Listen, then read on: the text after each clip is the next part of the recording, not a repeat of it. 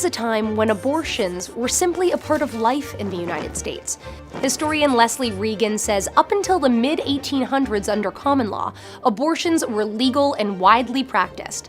They were only illegal after quickening, a term used to describe when a pregnant woman could feel the fetus moving. What we would think of as early abortions was common, and it was called restoration of the menses. Abortion was not immoral or illegal until after quickening. So it's the woman herself who recognizes pregnancy and that life has begun. In her book, When Abortion Was a Crime, Regan says not even the Catholic Church believed life existed before that. Up until the mid-1800s, abortion drugs were a booming business. Those who wanted to regulate that business were mainly worried about poisoning, not, as Regan notes, moral, religious, or political issues. But the American Medical Association began a crusade in 1857 to make abortion illegal. In 1873, Congress passed the Comstock Law, which banned abortion drugs nationwide. The Comstock Law bans advertising and sending through the mail magazines and books that have anything about contraception, abortion.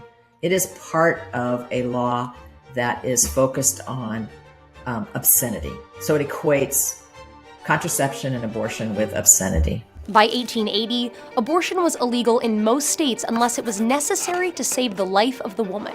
But why? According to Regan, the initial desire came from physicians who wanted to push out their competition, primarily midwives or homeopaths. Leaders also feared abortion was contributing to the fall of birth rates among white women. It wasn't until the 1960s, when the women's liberation movement gained steam, that reproductive rights took center stage. Roe v. Wade, the Supreme Court case that legalized abortion in the United States, was decided in 1973. Roe v. Wade, when the Supreme Court made that decision, it meant that all of those criminal abortion laws were now unconstitutional, because it declared that there was a right to privacy, to make a decision, for a woman to make a decision about her body and her reproduction in consultation with a doctor without state interference.